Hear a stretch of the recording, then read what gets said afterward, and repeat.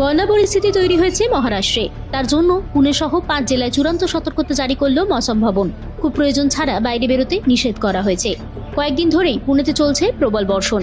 এদিকে স্থানীয় খাদাখাসলা ড্যাম থেকে জল ছাড়ার ফলে সংলগ্ন এলাকা জলের তলায় চলে গিয়েছে। পুনে রেলওয়ে স্টেশন, সিংহাগাদ রোড, বানের, বালেবাড়ি এলাকা এখনো জলের তলায়।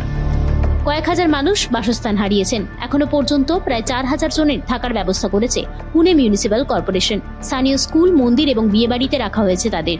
প্রশাসন সূত্রে জানা গিয়েছে, খাদাখাসলা ড্যাম থেকে 35,000 কিউসেক জল ছাড়া হয়েছে। সেই কারণে স্থানীয় সোসাইটি, বাংলো সহ বিভিন্ন এলাকা জলের তলায়। তবে মুম্বাই সহ পুনের পরিস্থিতি এখন স্বাভাবিক হওয়ার কোনো সম্ভাবনা নেই। মুম্বাই আবহাওয়া দফতরের তরফে জানানো হয়েছে, শুক্রবারও ভারী বৃষ্টি হবে। 60 থেকে 70 কিলোমিটার বেগে ঝোড়ো হাওয়া বইবে। পুনেতে এখনো পর্যন্ত 6 জনের মৃত্যু হয়েছে। সেই কারণে অতি প্রয়োজন ছাড়া সাধারণ মানুষকে বাইরে বের হতে নিষেধ করা হয়েছে। পরিস্থিতি খারাপ হওয়ায় উদ্ধার কাজে সেনা নামানো হয়েছে। এছাড়াও এনডিআরএফ এবং এসডিআরএফ এর কর্মীরা উদ্ধার কাজ চালাচ্ছেন। একাধিক এলাকায় বিদ্যুৎ বিচ্ছিন্ন করা হয়েছে। স্কুল, কলেজ ছুটি ঘোষণা করা হয়েছে।